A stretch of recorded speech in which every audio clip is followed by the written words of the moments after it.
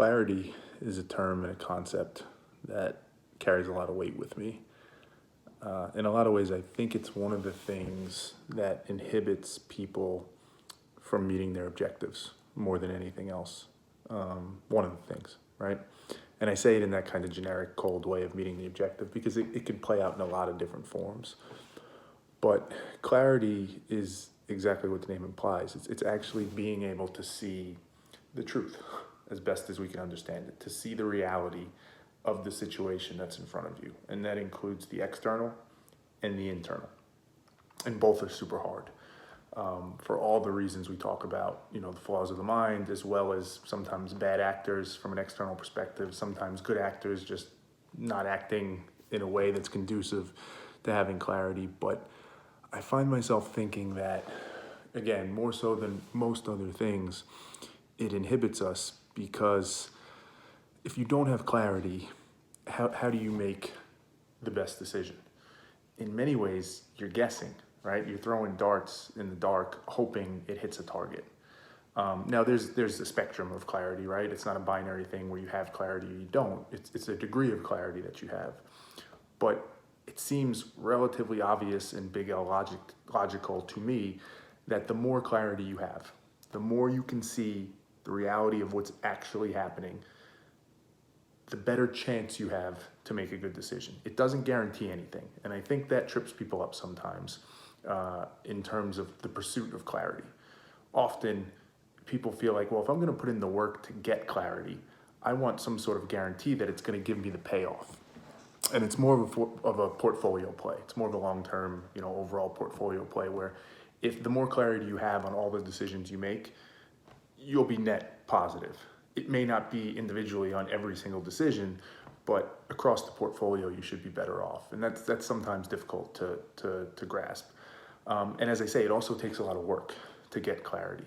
That can be a turnoff as well, because externally, sure, right? To really understand what's happening, there's so much information, there's lots of people trying to manipulate, there's lots of different influences, lots of things at play, and then how our mind kind of perceives all that. But internally, right, as we've talked about a lot, those inconvenient truths, really getting into the mud and understanding what's going on in my thinking. What do I really value? What do I really care about? Getting true clarity on that is not only work and it takes energy, but it makes you vulnerable. It's uncomfortable. It's opening doors that you feel like, why the fuck would I want to open that door? And the answer is clarity. The answer goes back to it. If you want to make the best decisions in your life, you need clarity. You don't need it, right? You could guess and you can get lucky and you could trial and error and you could do different things. But the most efficient way to it, to me, is to have that clarity. The example I use, or the parallel metaphor, whatever I use all the time, is like if you're doing a jigsaw puzzle. Imagine the only thing you wanted in life is to complete this jigsaw puzzle, but you're not sure that you even have all the pieces on the table. It's hard then to even really think about that objective. You don't even know if you're ever going to be able to hit it. The goal is to make sure, all right, at the least I want to make sure I have all the pieces on the table. It doesn't guarantee I'll be able to put this puzzle together. I may still not be able to do it, but at least I know I have the chance to, right? It's relatively more in my control. The odds have gone up that I can do this.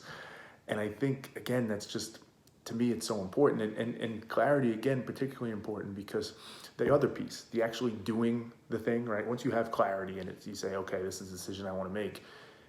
It might still be hard. It might take a whole degree of mental toughness and all other things to actually execute. And you may make the wrong decision, right? Unintended, well-intended, but you make the wrong decision. That could happen.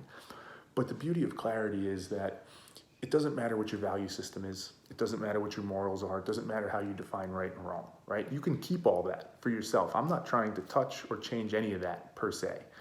All I want you to do, or me to do, all of us to do, is to just have clarity and be honest about what that is. If you say you value X, well then let's see it. You made this decision. Does it line up with that? Does everything, that once you have clarity and you see what actually went into that decision, what the considerations were, what the implications were, does it match up to that? Does it match up to showing that, yep, you still value X, right? You check that box. Or are you acting counter to that? And maybe that's not really what you value. Or maybe you just made a bad decision because you didn't have clarity. Having that insight allows you to truly align those things if you want to, right?